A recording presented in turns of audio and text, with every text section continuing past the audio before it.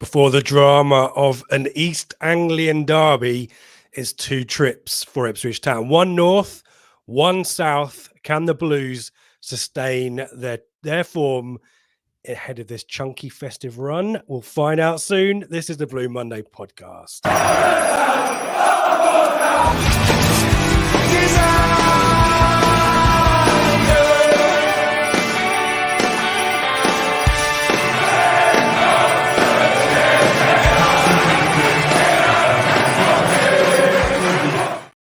Hello and welcome to the Blue Monday podcast discussing Ipswich Town up or down since 2015. I'm Richard Woodard and welcome to the Prematch Show brought to you in partnership with our friends at the Greyhound Pub in Ipswich. We're available live every week on YouTube or after the fact.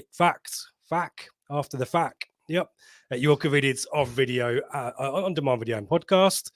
And yet again, I've butchered the intro, haven't I? But never mind, Seb. Did you like I've been concentrating on making the background and the intro festive and not on the quality of the product. But we're here. How are you, mate?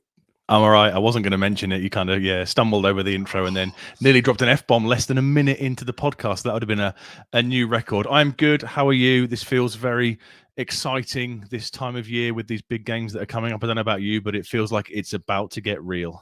Yeah, I was going to swear again. Then it's getting real, isn't it? It's getting serious. It's getting meaty. Yeah. To quote Kevin McAllister, this is it. Don't get scared now. You've stolen my intro from next week. Never mind.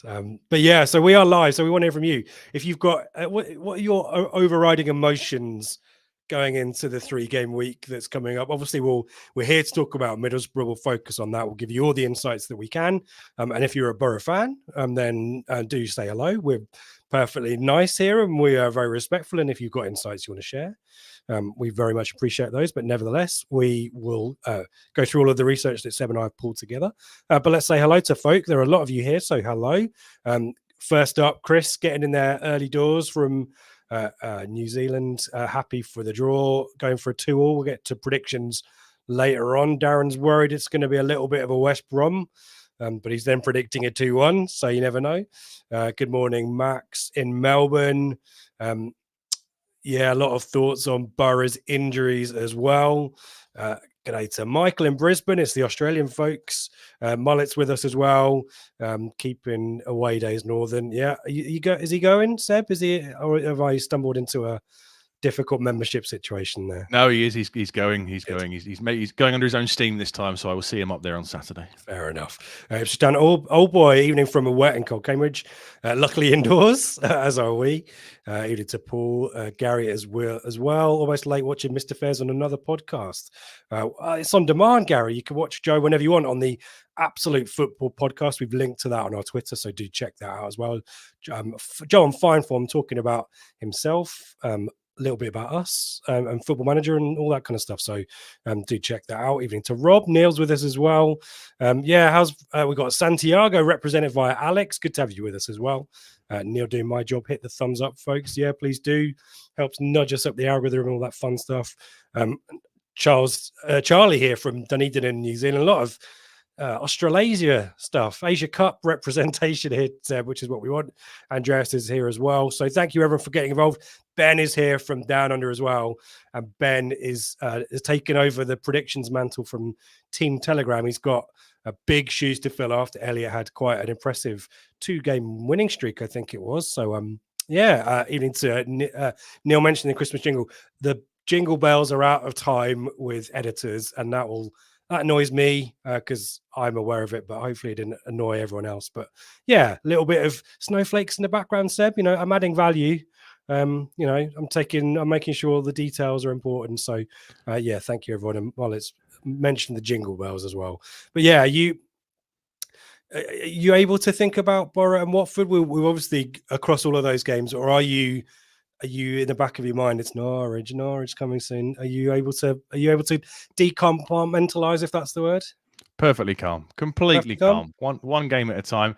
If you had to ask me which of the 3 games am I most worried about, I'd probably say Watford. If I'm being the universe doesn't care. Great, Dave. Watford's form is making this 3-game week look a lot tougher than it would have been a month ago. That's true. We will have a live reaction show after Watford, and we'll also talk about them on the flagship as well. But yeah, Watford kind of coming into a bit of a fall, maybe a little bit of flat track bullies, perhaps. I was watching Joe, Sam, and Ben talk about them earlier, but yeah, it's going to be tough, isn't it? 6 points to play for before Norwich. So for now, just park it. It's on the horizon. We'll discuss it a week tonight, but for now, yeah, just park it for now, and we'll worry about the next two beforehand. Yeah, indeed. And let's focus on focusing on the near term. We'll talk about ITFC women now, who've got a really exciting Women's FA Cup tie on Sunday to look forward to. Championship Lewis are the team making the trip up to the AGL, and familiar faces in their side in the form of Anna Gray and Sarah Bracero Carrera. So interesting dynamic there, Seb, whether I'm sure they'll get a warm welcome from the crowd, but it'll be interesting to see them up against their opposite numbers. Town will be looking to get revenge from last season, where Lewis knocked Town out at the 4th round stage. So do head down to the AGL.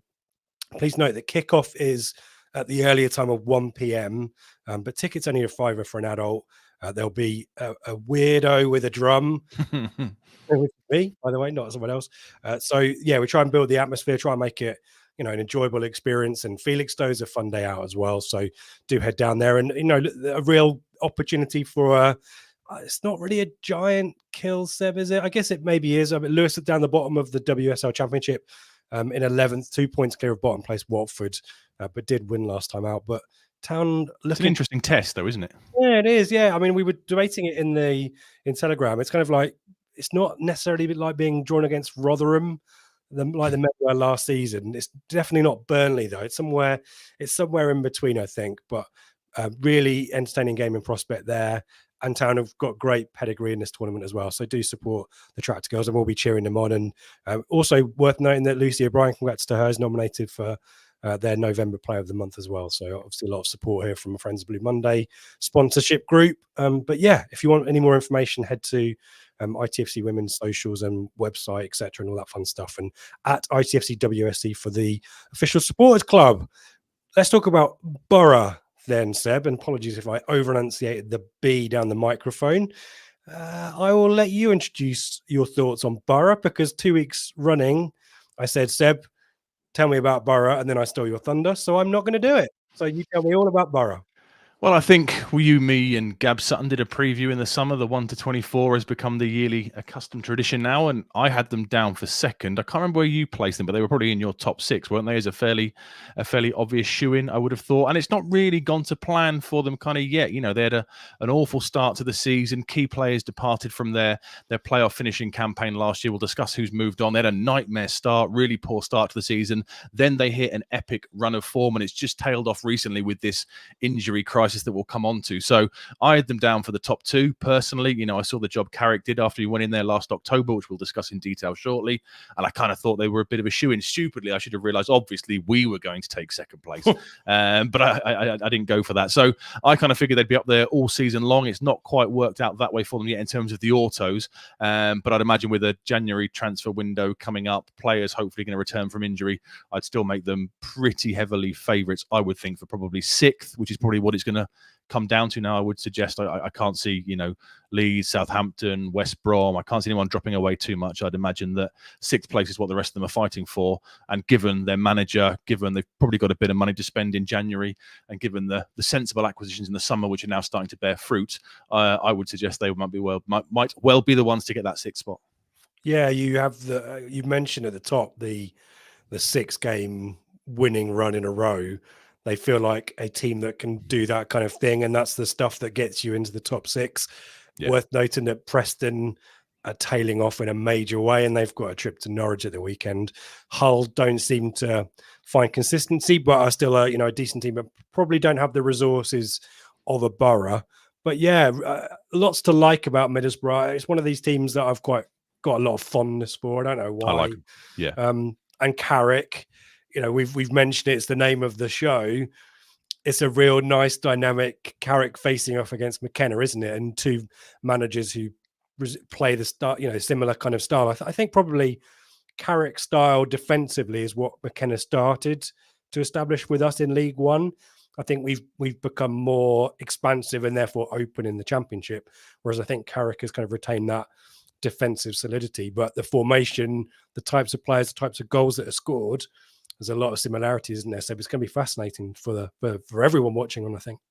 I can't work out, is it going to be Leeds at Portman Road style basketball, end-to-end attacking chaos, or are we going to cancel each other out? I've been going around in my head when I was trying to work out the predictions this week, and I can't work out which way it's going to go. I think it'll be one of those two things. I'd be surprised if it was a tight 1-0. I think it'll either be fairly high scoring or a complete kind of cancellation of each other. I'm not sure, because the two styles are very, very similar. And when the fixture list was announced, it was one of the ones that we all kind of looked for, to see when Carrick would go, when McKenna would go up against Carrick. And yeah, it's nice that it's come round, and you see the pre-match press conferences from the respective managers today, and they're very kind of full of praise of each other, obviously, because they sound like good mates off the pitch. Business this week, but they sound like good mates off the pitch. So I think it'll be a fascinating battle. Yeah, and at a time when Man United struggling to do anything, you kind of think, and a lot of Man United fans were pointing fingers at the old regime, the likes of Solskjaer and Mourinho, and even McKenna and Carrick, I suspect. You wonder whether they might be tempted by them now, but things have moved on. Talk to us about the state of play. We mentioned a little bit of inconsistency, some runs of wins, etc., but still find themselves mid-table, Seb. Yeah, so they're currently 12th with 27 points, but they're only 3 points off 6th place. Hull are in 6th place, and they're only 3 points off the playoffs as it stands. They've won 8 of the 19 games so far this season. They were winless for the first 7, so we spoke about that rubbish start they had.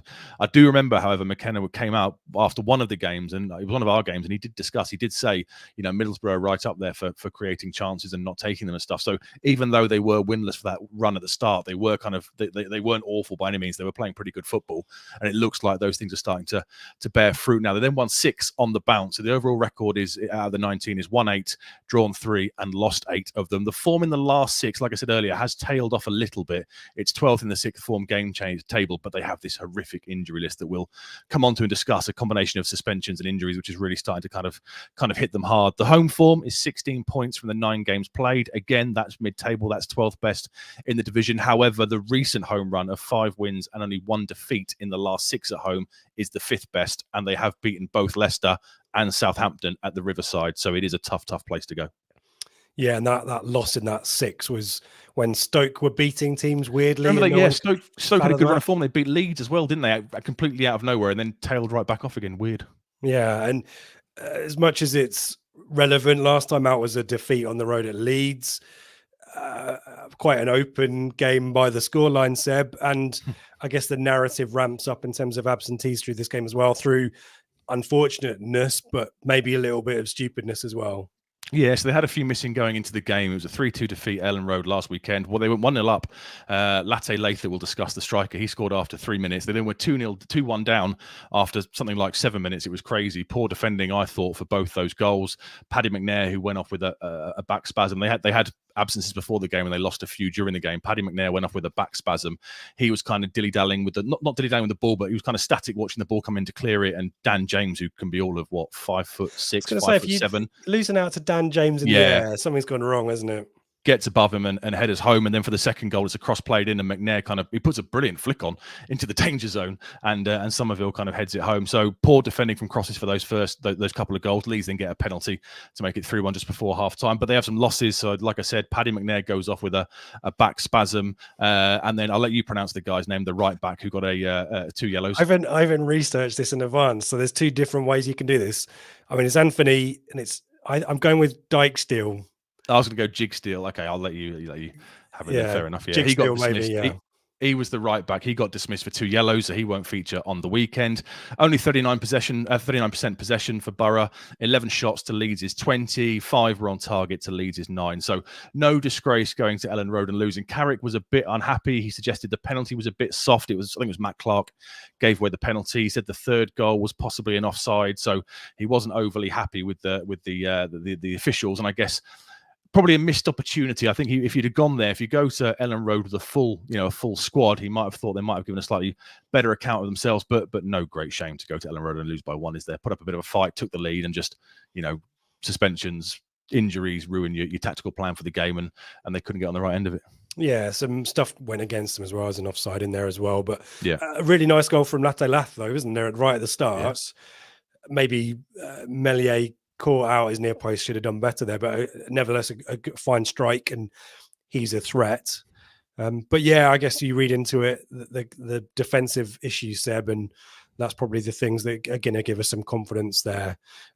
Just take us back to last season. We mentioned disappointment, at least in respect of losing in the playoffs, but a good season, kind of not a 2/3 of a season under Carrick, was it in the end? And plenty to build confidence going into this season, albeit we've talked about the slow start.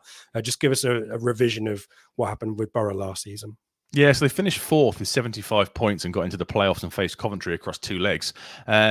Didn't start the season amazing. Like I said, Carrick comes in towards the end of October. They start with Chris Wilder. He was there, and I think he won 5 out of the first 11 or something like that, and they were only 1 point above the relegation zone. And he had these weird links, didn't he, with Burnley and Bournemouth that he didn't really bat away. Do you remember when Mick was linked under us with Ireland a couple of times? And you never got a complete straight answer out of him saying, no, I'm happy here. I'm happy with the work I'm doing, etc. We never got that out of Mick, and they never got that out of Wilder, and they dismiss him towards the end of October. Carrick then comes in and he goes on this incredible run. You know, he wins 58 points from the remaining 30 games of the season. They finish fourth, 75 points and a plus 28 goal difference. They win 22 of the 46 games in the season.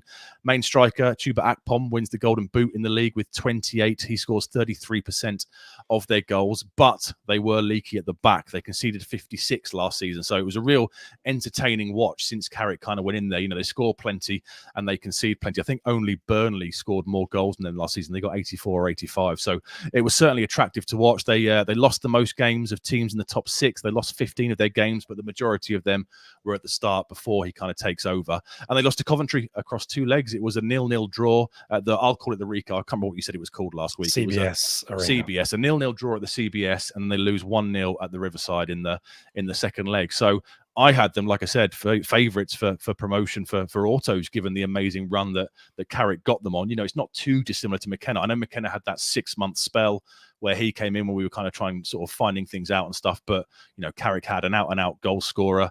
He amended things slightly tactically and maybe made him a bit withdrawn when they brought in Cameron Archer in the January window, and they just went for it. And that's why I thought they would carry on through the summer and carry that into this season. Yeah, well, I mean, you mentioned Akpom and such a major contributor to goals for them as well. So we'll talk about his departure, because that's a big hole. It's kind of quite similar to Coventry last week. Interested that they lost to Coventry in the playoffs. Quite a few similarities in respect of top players being poached and replaced with maybe more speculative business. A few unknowns from abroad as well, waiting for them to kind of bed and gel in, as we've talked about as well. So yeah, but interesting, you know, talk to us about Michael Carrick, because most people forget what a sterling career he had. I remember him breaking through at West Ham with the likes of Lampard and Cole, and yeah, he's a very decorated playing career, isn't he? He played against us, didn't he, in the first West Ham playoff final, the one we win 1-0 at Portman Road with Darren Bent scoring and we lose under the lights at Upton Park. He played in that game. I think he got sold the summer of 2004. But yeah, he started at West Ham and he got some move to Spurs, and then best known for his spell at United, isn't he, as a player. He went there to kind of replace Roy Keane in that defensive kind of midfield position. Different player to Keane, much better passing range and much calmer. But yeah, I mean, his honours list is crazy, isn't it? It's 5 Premier League titles, a Champions League, an FA Cup, a Europa League, a Club World Cup, 3 League Cups, and 6 Community Shields. Only 34 England caps. He's won a Club World Cup. What have you done? Only 34 England caps, but I guess he was in an era of Gerrard, Scholes, Lampard, wasn't he? So maybe underutilised by England. I remember, I think it was 2006, the World Cup, he kind of played a defensive role in a couple of the games and looked good, but you're not going to get it. If you do him and Hargreaves were kind of brought in for the defensive shift. You're not going to do the sexy stuff like Lampard and Gerrard in terms of getting the goals. You're not going to feature that much, are you? And obviously he kind of became a first team coach at United. Mourinho, kind of him and Kieran McKenna, they're kind of youth team coaches, and Mourinho comes in 2016 and his experienced assistant manager moves on a couple of years later, and Mourinho sees something he likes in a certain Kieran McKenna and a certain Michael Carrick and promotes them both to the first team coaching setup, and that's kind of the start of this journey they've both been on. And I quite like the way they've both kind of had the same instructions, the same tutelage under Mourinho, and they've kind of gone out into the world to try and kind of feather their own, what's the word, not feather their own nest, what's the word I'm trying to look here for? Feather your own cap. Yeah, go out into the world, do your own thing. And yeah, I think he was a, I don't know what I'm trying to say. There's more learned people who are listening, probably on the podcast, and who just apoplectic with us butchering our metaphors or whatever they are. But I like the way, like McKenna, he's gone out, he's trying to do his own thing, plough his own furrow. That's what I was trying to say. There you go. That's the one. He's gone out into the world, trying to do his own thing, done very well. And it's off the back of a stellar playing career and a pretty decent kind of setup at a coaching level. And I'm sure all of his years of Premier League wages have feathered his nest nicely. There we go, brought it back. Overall record, Seb, let's talk about a little bit of context against tipping his own cap. Here we go. If any others cap-related analogies, metaphors, whatever you want to call them, let us know. A team where generally we've got the better record, although I can't. We have this every really week. remember. Every week I do this research, and we've won way more games, but I can't remember any of them, to be honest. Yeah, we've been on the Bobby Robson, weren't they? Yeah, it's before my time, maybe not your time. But yeah, overall 31 Ipswich wins, 16 draws, and 23 Middlesbrough wins. And then you've got a commentary quiz for us, have you? Yeah, should we? Let's do that before we talk about last time out against Borough. The commentary quiz is back. Commentary quiz. I want to know when the goal was scored, what season, the result, anything, any other workings you want to show. Let us know in the chat, and we'll come back when we finish talking about Borough. We'll give you the answer. But here is, I think it's Peter Jones. Corner is swung in. Armstrong in there again. So too is Jamie Clapham.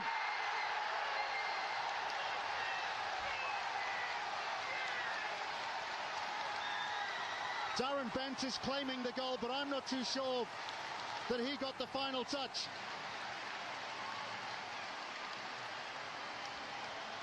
He's sure he got the final touch, though. Some very dramatic pauses in there, so apologies for some dead air, which is a crime, as we all know. But yeah, that was a moment of Ipswich Town history against Middlesbrough, which went a little better. But yes, recent record, not so good. No, it's not. The last time we played there was this god-awful relegation season. Wouldn't it be nice next year when we can look back on recent visits to teams and we can discuss how great we were and how we even remember this stuff. No, I don't. That season, there are so many results between the sort of October and the March. I completely ignored it. Yeah, it was between Christmas and New Year's, wasn't it? I think. Yeah, we normally play them that time of year. It tends to be a fixture that is kind of December/late December kind of time. It was a 2-0 victory for Middlesbrough at the Riverside in December 2018. Jordan Hugel and Marcus Tavernier with the goals. They actually doubled us that season. They won at Portman Road 2-0 in October in the early days of Paul Hurst. I think that was on telly. I seem to remember watching that on telly on a Tuesday night. Lambert watched that on telly, and that's what is that where he said the atmosphere was awful? It inspired him to take the job and turn things around. Yeah, that worked well. The last win for Ipswich was in December 2014, 2-0 at Portman Road. Daryl Murphy with one of his 27 goals. And do you remember the amazing second goal? Yeah, J Tab's header. Teddy Bishop cross. Swings it in. Fabulous game that. And I think that put us second or first, pretty much. Yeah, with the run that we have, was it Leeds, Middlesbrough and Brentford? Well, Borough ended up in the playoffs that season. Obviously, they smashed us at the Riverside in the reverse game in the 14-15 season. I think it was 4-0, wasn't it? 4-1. 4-1, yeah. But in that game, we absolutely destroyed him, and it should have been much more. But yeah, J-Tab, you can still find him. And the last time we won at the Riverside, I think you were there. Were you there for this one? No. 3-1 it was on the opening day, 2010, 2000. For some reason, I thought in my head you were there. Yeah, they won 3-1. Roy Keane's second season, so the opening day in 2010. 1-0 down in the first half, but 3 second-half goals from Tommy Smith, Thomas Priskin, and John Stead saw us start the season with an away victory. So that all went obviously horribly wrong a few months later when Keane got sacked after 6 or 7 game defeat. But that was the last time we won there. And the time before that, obviously, was the Alan Armstrong double in the Premier League season. Who remembers that? I think that was Easter Monday? Oh, no, there would have been a game after that, wouldn't there? Or did Borough go down that season? Venables was in charge because he'd just come in. I think kept them up despite that defeat to us. So we would have played them the season after, wouldn't we? Or we didn't win there, though. We drew that 1-0. So the last win at the Riverside before the 3-1 was the Alan Armstrong double back against his old side. So, yeah, not a ground that, well, to be fair, like I tend to say most weeks, not a ground we've had a great deal of success from in the past few seasons. Like the Stadium of Light, Seb. And look what happened there. Exactly.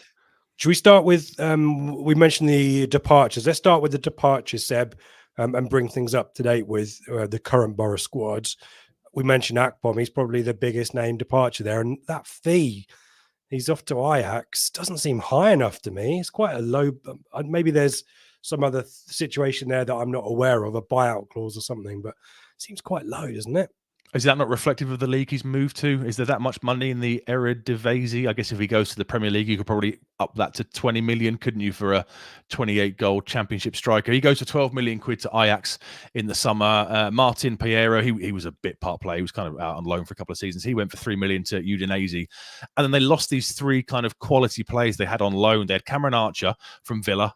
They had Aaron Ramsey, not the Cardiff Arsenal one, the young one who came through at Villa, and they had Ryan Giles, who was a left back on loan from Wolves. They had these three kind of great young prospects. I mean, Archer got 11 goals, 6 assists. Ramsey got 8 goals, 4 assists. Ryan Giles, Leif Davis, got 11 assists. Wow. And these players all went back to their parent clubs and then got sold on respectively to the 3 promoted sides. Burnley bought Aaron Ramsey, Sheffield United bought Cameron Archer, and Luton bought Ryan Giles. So I guess these were loans with an eye to, get us promoted, and we can probably look to make these kind of people permanent transfers. But it didn't work out like that. They lost that, combined with the Chuba Akpom kind of firepower, and that's why it's taken a bit of a slow start this season for them to get going, because they lost so many goals. We've said it in the past. The reference to us in the summer of 2005 with Miller, Benton, Cucci leaving, it's very similar to that. They lost a hell of a lot of goals, a hell of a lot of assists, and it took time to get those new players in and get them up to speed.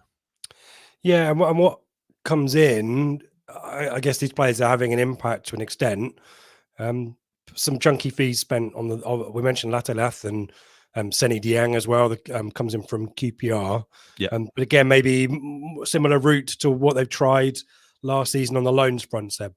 Yeah, well, Kieran Scott is their director of football. He's the ex-Norwich head of recruitment, and since he's come in, I think he came in September 2021, so a couple of years ago now. They've kind of developed this strategy, haven't they, of kind of buying these players, using European markets, buying players, develop them, selling them for big fees. Jed Spence was there before he went to Tottenham. Marcus Tavernier went to Bournemouth, I think. Obviously, Chuba Akpom last summer. So they've got this policy in place of European markets, buying talent for maybe the low couple of million quid. Developing them, selling them on, and I guess they've tried to go down that route again this summer with some of the purchases. Emmanuel Latty-Lath, he's come in for 5 million quid from Atalanta, so I guess he's the one they've kind of put their hopes on to completely replace Akpom in terms of the goal scoring stake. Seni Dieng you discussed. Morgan Rogers, a player I always liked, who I'd have been perfectly happy if he'd have come to Portman Road. He came in undisclosed from Man City. Lucas Engel is a left back / centre back. He's come in from Silkeborg IF.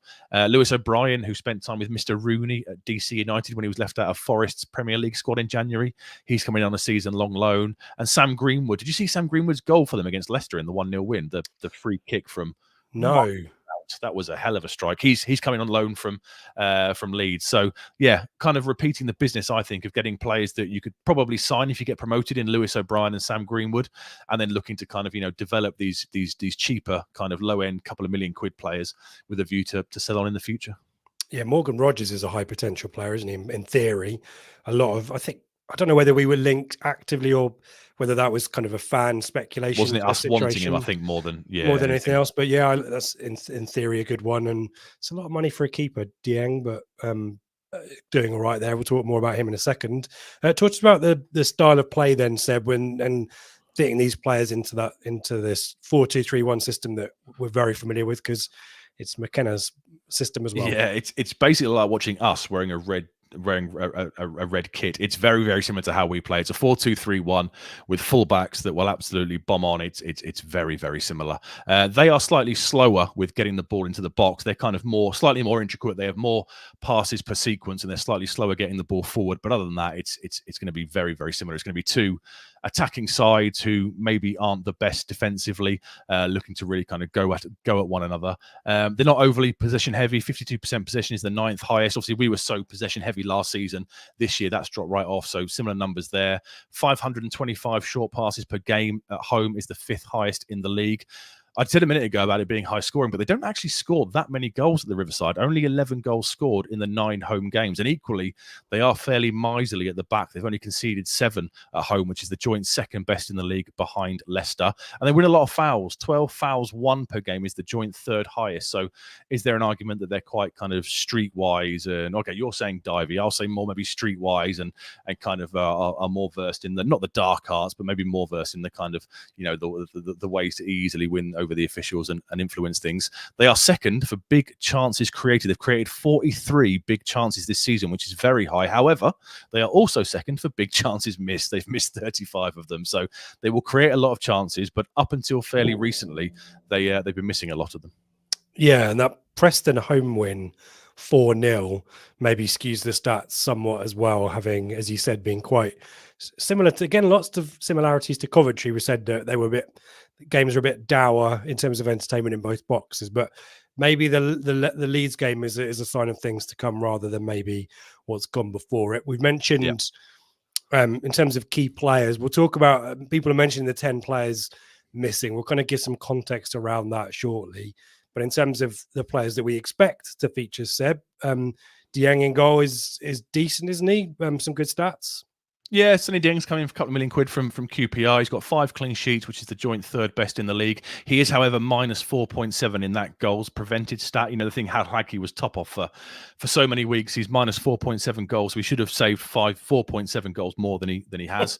Johnny Howson is still there, ex-Scummer. Got 5 clean sheets though. That's the third. 5 clean sheets. Yeah, I said that. Yeah, 5 clean sheets is the third best in the league. Johnny Howson is still there, very experienced, 35 years old, Leeds and Norwich. He's normally a central midfielder, as we would know him, but given their absolute lack of anything at right back, I think he'll fill in at right back on the weekend because he has played there in the past in his career. Matt Clark, him of the make weight in the Adam Webster deal, was it in 2016? It would have been. He's there. He was kind of went to Pompey, didn't he, on a deal with when he got Adam Webster, moved to Brighton, didn't he, a couple of years later, and then seemed to get loaned out everywhere. So had a spell at Derby. I think he went to Borough on loan for a year, and then they signed him, so he's now there permanently. Poor guy's been out for nearly a year with a spine, with a back issue, but he's kind of featured in the last 2 games, and he will probably get his first get a start of the season, given they've got literally nothing else available at the back. Dan Barlaser is a player you like, isn't he? Ex Newcastle, ex Rotherham. He's got 2 assists. Him and Matt Crooks, who we were linked with. Is that the summer of the 19 signings? It must have been, mustn't it? Yeah, he was the one before Morsey, I think. Right. Okay. Yeah, we went for him and didn't get. Or it might have been the window before. Maybe that is the same summer, isn't it? We wouldn't have paid under Evans, so it must have been the first window of the game changer era. Right. So yeah, summer 2019. Crooks has got 3 goals and 5 assists. He's been playing slightly more advanced in the 10, but he'll probably drop back into central midfield given the injury crisis at the moment. Morgan Rogers, we discussed with the high potential, the high ceiling. He's like to be the 10, a goal and 2 assists, created 6 big chances so far this season, so he'll be a threat. Sam Greenwood couldn't play last weekend against Leeds. He's on loan, so he can't face his parent club. He's likely to come in on the left. He's doing well this season, 4 goals and 2 assists. So, you know, he's a threat from wide. And we've already discussed Emmanuel Letelath, who will lead the line, 4 goals so far this season. And keep an eye out for Josh Colburn. He's a player I like on the bench. He's a academy kid. He had a loan spell last year at, was it Shrewsbury? Somewhere in... Yeah, something like that, somewhere in League One. But he's strong, he's powerful. He's a bit of a throwback to kind of a target player. He's got 3 goals so far this season, likely to come off the bench if it's not working out for them. And Hayden Coulson is there. Do you remember him? You can still find him. The poor guy that couldn't get going. Did he have injuries and COVID, etc.? He never got going, did he, for us in his 6-month spell? We cancelled that one in the January window, didn't we? He's there, but he'll be a bench option on the weekend. Yeah, worth noting that Greenwood, Letelath, and Isaiah Jones, who's one of these absentees, are joint top scorer with 4 goals. So unlike Coventry, where the goals were kind of concentrated amongst Haji Wright and Matt Godham, they're spread out a little bit more, but no one's kind of streaking away like Akpom, are they, like last season? And that's what they need, isn't it? Because if you're relying on one strike or on one player for 33% of your goals, any injury, any suspension, any loss of form, and you're kind of a bit screwed, really, aren't you? So, you know, it's better they've managed to spread those goals around this year rather than be so reliant on one player like they were last year. Quick shout out to David, our mate David Bergen. Thank you so much for continued support of the podcast, David. The €10 super chat there, we appreciate you. Thank you so much. If you want to do likewise, there's a button in the YouTube chat feature, and you can do a super chat and all kinds of stuff as well there. But otherwise, a thumbs up is all we really need from everyone else. Let us know you're there. Let us know you appreciate all of the hard work that we put in, particularly Seb and all this cool research. Hopefully, we're imparting some knowledge as well. But David, thank you so much for your continued support here at Blue Monday.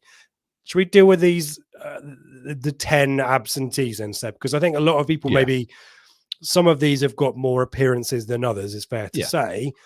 But the idea that they're not weakened by these departures, I think this does make life very difficult for Carrick, doesn't it? And particularly Jones, I suspect. It does, yeah. I mean, you've kind of I gave you the big list of the 10 people, and you've kindly kind of broken it down to kind of add a bit of context to it. So there's 3 who may feature. They're doubts that may feature. You've got Hayden Hackney, who I like, a central midfield player who's played 16 times this season. Paddy McNair was the guy that went off with the back spasm against Leeds. That's really tough on back spasm, because it yeah, can it is. Yeah, just happen at any. I'm sure all of us have experienced those. You kind of feel like get some deep I'm heat on it, where it's called, and then suddenly you can't move, can you? So yeah, poor guy had to go off, didn't he? So I guess in the pre-match presser today, Carrick was asked about it, and he was very non-committal. So they're going to see how he is kind of tomorrow. Dale Fry, centre back, has made 17 appearances. He's kind of touch and go a little bit as well. You've got the 2 suspensions, so the 2 people that definitely won't feature are basically their entire right hand side. You've got Isaiah Jones of that amazing season a couple of years ago, made the breakthrough, right back, right wing back, right forward.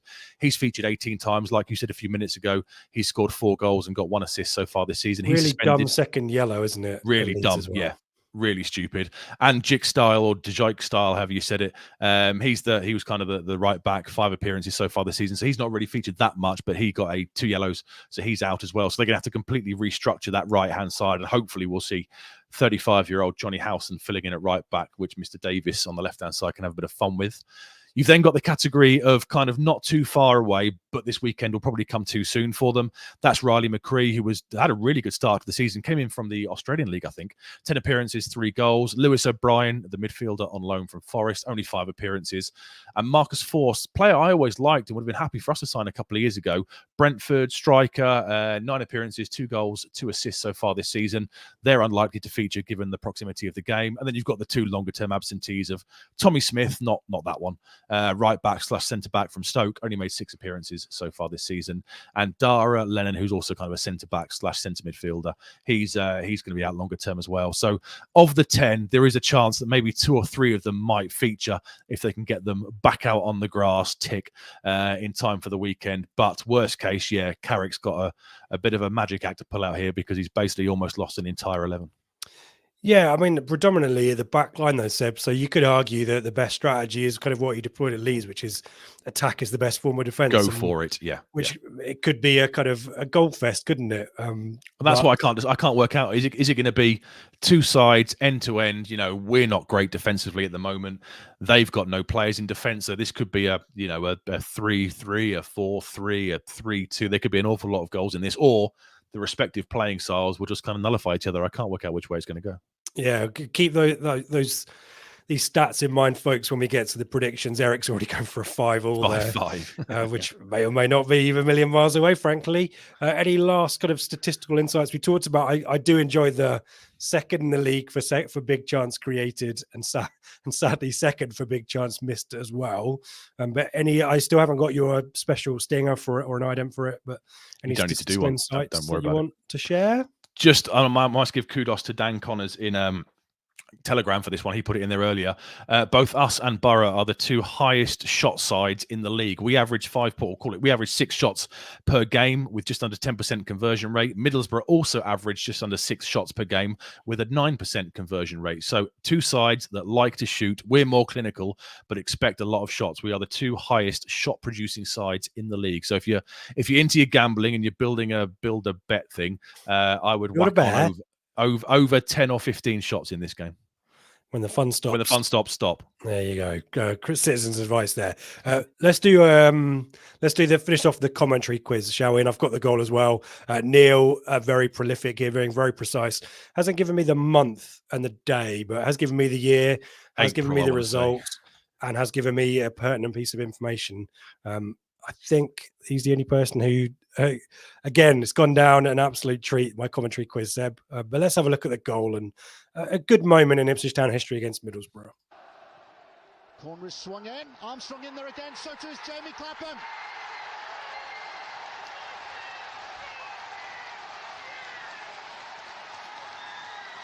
Darren Bent is claiming the goal, but I'm not too sure that he got the final touch.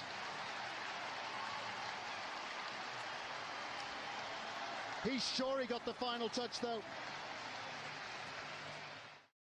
Not a classic goal, was it? But so is that after Arsenal but before Man United and Liverpool in that horrible run at the end of the 01-02 season? Yeah. So we'd lost to Arsenal 2-0 the weekend before. We beat Borough. Yeah. We then lose to United with Ruud van Nistelrooy cheating and diving. Yeah. And then obviously we lose to Liverpool 5. Was it 5-0, 6-0 at Anfield on the last day of the season? 6 at home, 5 away. Yeah. Yes. Baron, 24th of April 2002, Neil correctly pointing out Darren Bent's first Premier League goal. First goal for ITFC, I think. Maybe he scored in the League Cup at Newcastle. So first Premier League goal. And yeah, Town were 18th after that game, Seb, with 2 points to catch Sunderland, but playing. And if we'd have drawn 0-0 against Man United on the Saturday, like we deserved, if Van Nistelrooy hadn't cheated, then we would have gone level with them going to the last game of the season. And who knows what would have happened? Yeah, Sunderland. Not that I'm bitter 22 years later. Whatever. No, we're like elephants. We don't never forget. So yeah, we're coming for you, Van Nistelrooy. Let's move it on. Let's talk about us. It's that time. Just give us your thoughts on lineups in the chat as well. Your probably the big debate is who replaces Massimo Luongo, suspended along with Brandon Williams, but Harry Clark obviously started last time out, and barring an injury situation there, he will start again. But yeah, any other thoughts, Seb? I guess we mentioned the 3-game week situation. Does rotation come into Kieran McKenna's thoughts? Well, it's done for him, isn't it, really, with the suspensions of Williams and Luongo? You assume they'll probably come back in midweek against Watford. So for this weekend, I assume Jack Taylor is the one to replace Morsey. I could kind of see an argument. It won't happen, but I could kind of see an argument for starting Don Ball alongside Morsey. Down the Flagship, didn't they? And he's big. He's big and he's physical, isn't he, against Matt Crooks? So yeah, I could see that. I don't think it'll happen. I think it'll be Taylor. Taylor is the backup to the central midfield players. He kind of deserves the chance. Hopefully he'll take it. Morsey will be very much up for this one. Do you remember that interview he did when he joined us, and he said he wasn't expecting to be leaving to be leaving Middlesbrough that year. And I don't think Warnock was overly happy that he was sold. So he'll be well up for this one. Hopefully he can control himself and not get the 9th booking of the season, because that would be horrible if he then follows up in the Watford game, because we all know what's coming next with his 2-game suspension. So Taylor in. Clark was great at right back, I thought, against Coventry. So no issues with him starting there. Donacien maybe comes onto the bench to provide a bit of full back cover if he's fit again. I think he's training again, but I'm not sure if he's fit enough to start. So yeah, Taylor comes in for Luongo, and other than that, I think as you were. Yeah, Eric was asking about Morsey's yellow card, so he's on 8. So yeah, two more, and he misses 2 games. So if he were to get booked against Borough and then were to get booked against Watford, he would be ruled out of Norwich and Leeds.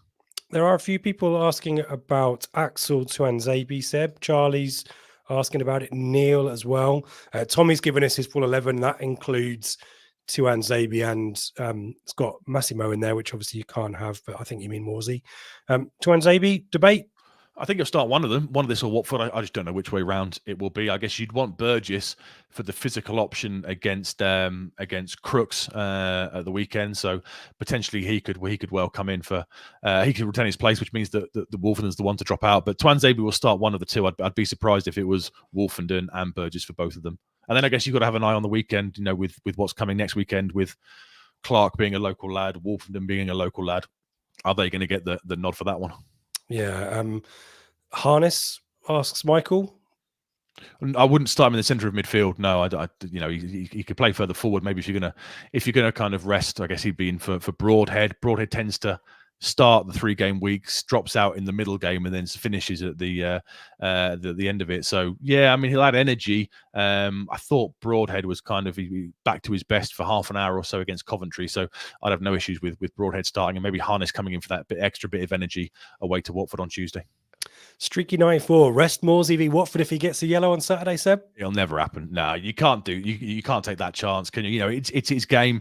Some of them are silly, some of them haven't been his fault. I remember being at Rotherham and the Dapo sold him really short with a pass and he got a booking there, but you can't, that's his game, isn't it? That's how he plays his football. If you start resting him or telling him to go easy, then you're going to lose something in him a little bit. So no, I think he'll start regardless. He'll start all games as long as he is fit until he gets that inevitable suspension. Although, how many games was it? 10 games he went last year when he was on 9 bookings and he was, really well behaved. He can do and it. hopefully he can see us through. It's March, isn't it? The cutoff date. So I'd be amazed if he can do it kind of this far out.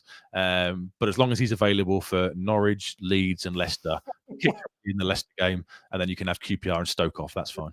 The thing to do is don't get booked in the next 2, isn't it? There's no need to. I know he's playing against Middlesbrough. A few people mentioning his former club and interesting situation there with his departure there. Got that one over the line eventually, didn't we? But yeah, there's no need to get booked against either team really. There's no kind of need for the taking one again for the team kind of bookings, is there? I think you just play it safe as he has done, as you say. He did it last season. Yeah, he's very well disciplined when he kind of needs to be. So, he'll want to feature against Norwich and against Leeds and Leicester, these huge games that are coming up. So hopefully he can he can kind of control himself a little bit and let Taylor take the bookings if need be in central midfield. Yeah, exactly right. Well, we'll come back to thoughts on the actual scoreline in a second with predictions. So get your thoughts coming in on that. In terms of bits and pieces of information, as always, we're brought to you in partnership with the Graham Pub in Ipswich. Really excellent pre-match venue and breakfast situation already being announced by the guys there ahead of the East Anglian derby next week. So do head down to the ground ahead of Norwich and ahead of what's your thoughts on this welcoming the coach situation for the East Anglian derby, Seb? I'm going to put you on the spot. I don't want to trigger anybody because I got a bit of grief last week in the YouTube comments, but not for me. It's a league game. Why are you doing it? What benefit comes of it? It's no, not for me. Save it for what's the last game of the season? Huddersfield. Talking about Huddersfield, aren't they? Yeah. Save it for then. Fine, no problem at all. Do it for Exeter. Makes sense. We were never ever going to not win that Exeter game, so there was very little chance of it going wrong.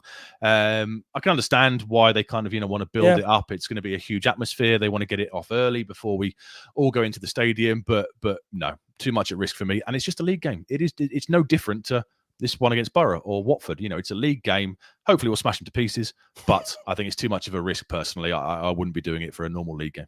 Yeah, I think there's risk of other stuff happening as well in that kind of exactly. situation. Yeah, I'm sure the police are thrilled by the likelihood of it going ahead. Maybe it'll get cancelled. I don't know. If people are going to do it, and they're obviously entitled to do that as long as it's safe, and that's probably the key message, isn't it? Like, support the team, but do it in Do you want way. Do you not for that game until we're all in the stadium at 2:45? Do you know everyone to be calm and collected and cool about it? Are we going to be cool and calm and collected next Thursday? Yeah, I will be. Yeah. I just think it's too much of a risk, too much chance of kind of egg on your face. Personally, fair enough. Everyone entitled to their views. I agree with Seb. Absolutely, on this one, absolutely. I can see why people want to do it because there's a whole generation that have never seen. Let's focus on making the atmosphere in the stadium as good as it can be. Do it there. Yeah, go nuts at 2:45 when we're all in the stadium. Brilliant. Yeah, and keep it going for the whole 90 minutes. I totally understand that, but not for me outside beforehand. Nah, not so for the punchline is head to the ground and have a lovely fry up and a bacon bap or something like that. Yeah. Vegetarian options, I'm sure, as well. But yeah, head down to the ground. Really appreciate the support of the ground, doing fantastic work. As always, merch store has a promo, I think, until starting today for a couple of days, 15% off. So if you're panicking about what to get, the people, your loved ones in your life, your friends and family, you can do much worse than some Blue Monday merch, frankly. So head over to our merch store and get 15% off there. Whilst you're at it, Telegram going great guns, really great discussions there, contributions there. Match day chat will be starting usual time Friday 5 p.m. tomorrow as well. So get involved there. 2-week free trial, perfect time to get that free trial, isn't it, Seb? With all of these big games kicking off. You get Norwich next week. You get the 2 games now. You get Norwich next week. Then you get Leeds. Then you get Leicester, and you probably sneak in QPR as well. So yeah, come and give it a go. You've got nothing to lose and loads of great chat to get involved with. And as always, we've kind of mentioned shows. It's going to be a busy one for the next few weeks. We are here, obviously, for the pre-match show. We will be back next Thursday. We've got a little cameo, a little special guest giving their views. More about that next week. But obviously, Flagship Show will be back on Sunday night, 8 p.m. Seb, you're going to the game, obviously, so I think you'll be part of the trio there. I'm ticking it off. I've never done the Riverside, so I'm ticking it off. My first visit. Yeah, I like Borough as a good stadium. Someone mentioned, I think it was Colin mentioned, they've reappropriated the gates for Bearson Park and in the design of the stadium as well. So, yeah, enjoy that one. But yeah, Seb and others will be, I think Craig is involved as well. Craig's coming. Yep. Yep. So tune in Sunday, 8 p.m. live. Get involved in the chat there. The guys will be looking ahead to Watford as well. We've got a live reaction. I think it's you and I, Seb, on Tuesday night, straight after Watford.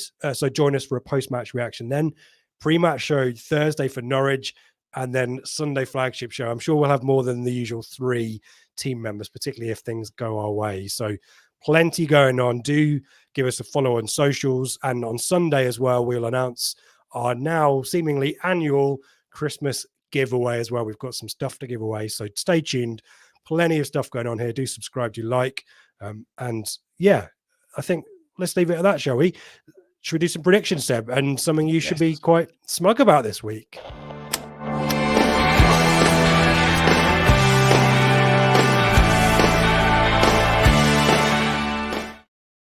Yeah, good week for Seb Brown, everyone. Feature he hates, except when he wins. I was delighted when Ellis Sims fouled Brandon Williams to make it Game 2-1 changer. because I knew that had pulled me over the line. Sod the clean sheet. I'm just happy to beat you. Yeah, so you would have, I think you would have got a leveled score with Elliot, wouldn't you? You'd have got the point for the win, but you got an extra. I just wait until you put it on the screen and tell me I've lost. You got an extra 2 points for Coventry scoring that consolation goal, which shouldn't have stood. So well done, you. Never a foul. Well done, Coventry. Yeah, well done, you. Welcome to Ben, my mate from primary school, now lives in Australia. So Ben, great to have you contributing from behalf of Telegram. And let's put on the screen what we've got. A nice West Midlands derby, Seb, to kick off the weekend. And having seen Coventry close up and knowing what we know about Birmingham under Rooney, it's no surprise that the entirety of the panel are going for a home win there. Did you see that picture of Rooney next to the logo on the wall of Birmingham, just looking completely broken? What have I done? I wonder at what point he's in real trouble. Yeah, well, it ramps up. Well, do they back him in January? No, I guess they had a plan to back him in January with money. You know, the investment, the new ownership from the Shelby Company Limited with the US backing. I guess they were going to go out and spend some money in January, but that's a hell of a risk given how rubbish it's gone. Yeah, I mean they're 7 points from the 22nd place QPR. They're 15th in the league, so he's got a little bit of a buffer, but the goodwill is being used up, isn't it? Leeds, Seb, should we focus on the games involving top 6 teams? We're not expecting Blackburn to do us any favours. Blackburn defeated last week. A little bit of a surprise, wasn't it? Who did they lose to last week? Sheffield Wednesday. Yeah, there you go. 3-1, wasn't it, as well? Yeah. Talk to us about your thoughts on this one. Yeah, no, I think they'll score. They're a nice, pretty side on the pretty to watch side. Smolledge will probably get a goal, but Leeds just starting to hit that bit of form. I know they had the draw against Rotherham, but yeah, I can see Leeds going there and 2-1. But I don't think it'll be as close as I've put on that scoreline. I think it'll be fairly comfortable for Leeds, given Blackburn had an awful result last weekend. You and I predicting a draw, Sunderland and West Brom. I probably think West Brom favourites for that one, or does Mogger's departure at Sunderland suddenly spur? Strange one, that. What's your views on Mowbray leaving Sunderland? Because they're probably, a year, 18 months away from being really good. They're the youngest squad in the league, aren't they? So I guess they want this young, trendy, sexy coaching manager to come in and coach this amazing kind of team full of young prospects to victory. I thought it was a bit harsh on him. I think he's done a really good job there, but I guess he was always under pressure from last season when they lost in the playoffs, and straight away there were rumours about his future, weren't there? Yeah, this is the trouble. You know, the likes of McKenna and Schumacher, who's been linked with the role as well, are just selling. You know, even Danny Röhl at Sheffield Wednesday. It's the model is now a young, progressive, learned coach, isn't it? And Mogger, sadly, is probably perceived to be a little bit old in the tooth now, which is probably massively ageist and probably incorrect as well, given he's brought out the best in the likes of Jack Clark. And frankly, they're 9th in the league, 3 points off the top 6. It feels very harsh unless they're going to do something amazing in the second half of the season. But yeah, I feel sorry for him. And there was some debate about where he might end up. I don't think he'll be in East Anglia, frankly. But any thoughts on Leicester Plymouth, Seb? It looks pretty slam dunky, doesn't it? I think so. Comfortable. Plymouth away from home aren't great. Leicester kind of with that win against West Brom would have really kind of given them a shot in the arm, given the poor form they had experience going into it. So I think that'll be fairly comfortable for them. And Watford pretty tough week for them. Watford facing Southampton and then us. We're predicting clean sweep of 1-1 draws there. Any remarks on that one? Southampton. No, interesting. We've all gone for the same scoreline. Watford have improved recently, but Southampton are, kind of getting really good at grinding out 1-0 victory. So although I've put a 1-1, I wouldn't be that surprised if they ground out another close kind of 1-0 victory. And as for the main event, you and I are both predicting score draws here. I'm predicting a little bit more of the cancely outy kind of situation. You're going for the more open situation. And Ben's going for an Ipswich Town win, winning the loyalty points there, I'm sure, with the chat. Give us your thoughts on your prediction of 2-2 there, Seb. Well, I had it down for a defeat. When we did on Blue Monday, we had to put our predictions in for the next, whatever it was, 10 games was it at the time. I had West Brom and this one down as defeats, and Leeds. Actually, I thought we'd lose 3 games in that period. I just think their injury record is really, really helpful to us and the big players that aren't going to be featuring down that right-hand side. Potentially if Broadhead and Davis are at it, sat there looking at it, then potentially it could be a field day. Johnny Howson's 35. I think Silvera will come in on the right-hand side of midfield for them. So that's kind of a bit of a patched up right-hand flank, which hopefully we can take advantage of. I think there'll be goals. I know I said they didn't score many at the Riverside and they didn't concede that many. But I think 2 attractive attacking sides. Both of them are going to go and look to kind of outsmart each other in terms of who's in the dugout. And I just think, 2-2 just seems right to me. A draw, a solid point at Borough, which I would take, and goals in the game, I think. What's your prediction? Presumably it was a victory at Watford on Tuesday, though, yeah? No. Draw at Borough, draw at Watford as well? Yeah, okay. Draw at Watford and beat Norwich. That was my prediction for the week. I thought we would draw away to Watford and then beat Norwich to make it a 5-point week, which would be fine given our buffer. Yep. Well, we'll see what happens. And as we mentioned, we're back on the Flagship Show Sunday night to look at it. Sorry, presumably you think it'll be more cagey, do you? I think it'll be a goal. I think Sam Parkin predicted as much with Ben. I think he predicted a 3-1 Town win, actually. But he predicted, I think, us to score first or something like that. I think it'll be a goal in each half for each team. And I just think we won't. I think the pragmatism of a 1-1 point is something that I can see McKenna. Obviously, he wants to win the game, right? But I can kind of see if it's 1-1 with kind of 5 minutes to go. Well, I'm not sure. I'm kind of second guessing myself now. Maybe it isn't going to be 1-1, but I don't really know. I think that sums it up really. I think the draw is it's like going for the middle option in when the pub quiz game, isn't it? And it's A, B, or C. It's like doing the chase. Just go for the middle one if you don't know. I've kind of gone for the draw in absence of knowing anything better. So we'll see what other people are saying in the chat because maybe they could help us out here, Seb. Are you more confident than I am of Watford? Do you think we'll win on Tuesday night? I want to see what Watford do on Saturday against Southampton before making a proper prediction. But my thought is it could be another point as well. So and then you've got to beat Norwich. We'll discuss that this time. So, next week. Yeah, indeed. A lot of debate about the coach greeting and all that kind of stuff. I think it's a bit of a kind of a horses for courses situation. If it's your thing, great. If it's not, it's not. And we'll see how things go. Lee, is Ian Crook the special guest next week? Damn it, Lee, you've spoilt it for everyone. Mullet talking about Borough cuisine there. Anyone fancy a Parmo? You've got to have one of those pre-match, Seb, if you can. I'm sure they'll sell it around the Riverside as well. I've missed that. What's that? It's a delicacy. It's a chicken panel beaten, so it's flat, breadcrumbs, and then a load of Parmesan and bechamel sauce on top of stuff, and chips underneath it, presumably as well. So check out Parma if you're up north. The predictions are coming in. AD's going for a 2-1, as is Streaky 94, 2-1 Taylor Brace. Ooh, presumably 2 shots from outside the area. Streaky. Ben's given some working. I went 1-0 to us, thinking we'll cancel each other out, and we'll scoop a goal. Watch it be 4-4. There you go. David going for a 2-2. Charlie's going for a 2-3. Wouldn't be a surprising scoreline, would it, Seb, after Leeds last time out? Zach's going, Dr. Zach King, I should give him his full title, going for a 1-3. Mullet with his 0-4. Hurst times 2. Broadhead Davis, I like the working. Standard. Lee thinking like me, I think 1-1, but hoping for that 2-1 win. Sully's here, I'm in New York. Great to have you with us, Sully. 3-1 for him. Metal Jace going for similar. Kiel's going for a 1-1, as is Gary. And Neil's given us a 2-0 Coventry prediction for the Birmingham game, presumably. What we got here? Colin going for a 2-1. I'm going for it.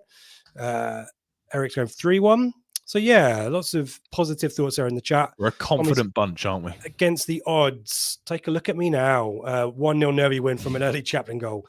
Sneaking and sweeping from a corner in from Davis. I think if anyone, Seb, is going to be able to foresee an Ipswich Town set piece, it's probably Michael Carrick, isn't it? I would have thought so, yeah. I guess they've got the same playbook, haven't they, surely? Yeah, but a few more draws coming in. Cov 3-2 Brum, says Colin.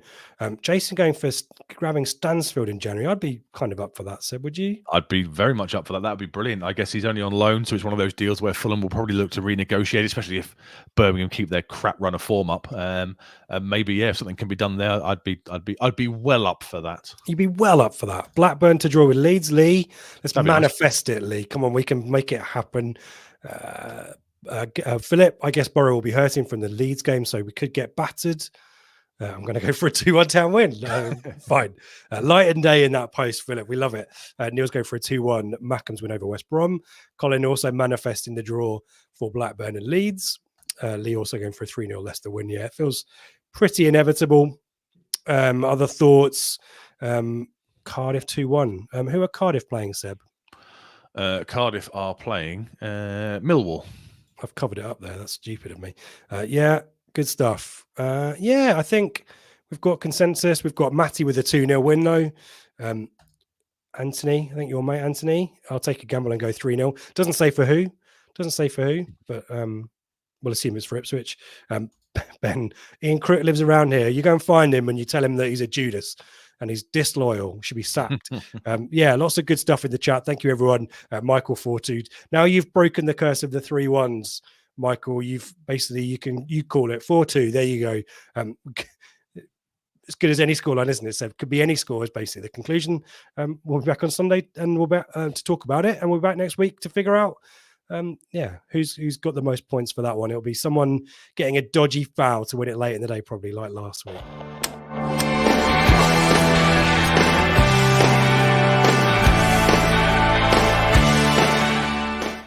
Not that I'm bitter in the slightest. A long old season. Thank you, everyone, if you made it this far. We appreciate folk here on YouTube. Please give us a thumbs up and a subscribe if you haven't already. Plenty of excellent Ipswich Town content coming your way, if I do say so myself. But plenty of content at the very least coming your way, not least the flagship on Sunday where we'll talk all about the game after the fact. If you're listening on podcast, do give us a 5-star review. Let us know you're out there as well. We appreciate those as well. And Greyhound, merch store, Telegram, Christmas giveaway on Sunday, all the key things you need to know. Thank you, Seb, as always, for all of your hard work and your thoughts. And I'll let you say goodbye to folk. There's some thought in the chat and give us your final summings up, and then I need to send us out, don't I? You've got to, yeah. You've got to keep it going after the Coventry results. So thank you for everyone for getting involved. Great chat tonight. Hopefully see some of you up there at the Riverside. Just a bit of housekeeping. Are we doing Christmas jumpers next week? Just so I know. Well, well, we'll put it out there for people to judge. It's actually Christmas jumper day today. When we record it. Yeah, it's a charity day today, so we really should have worn Christmas jumpers today, if anything. But we need to announce this early. It'll be your last show before Christmas next week, won't it? You are AWOL for Leeds. Yeah, I'm not here for the Leeds show, I'm afraid. I can't even do the research because I'm abroad. So I will hand you over to far better people than myself to give the analysis on the upcoming Leeds games. Thanks for getting involved today. Come and see us at the Riverside on Saturday. If you're about, I'll be outside trying to eat one of these Parmo things that sound amazing. And you can take us out, my friend. Yep. Good stuff. Thank you, everyone. Stay safe if you're traveling out to Borough. Join us in the Telegram group if you are not taking part in that. And all I can say is, come on, you Blues!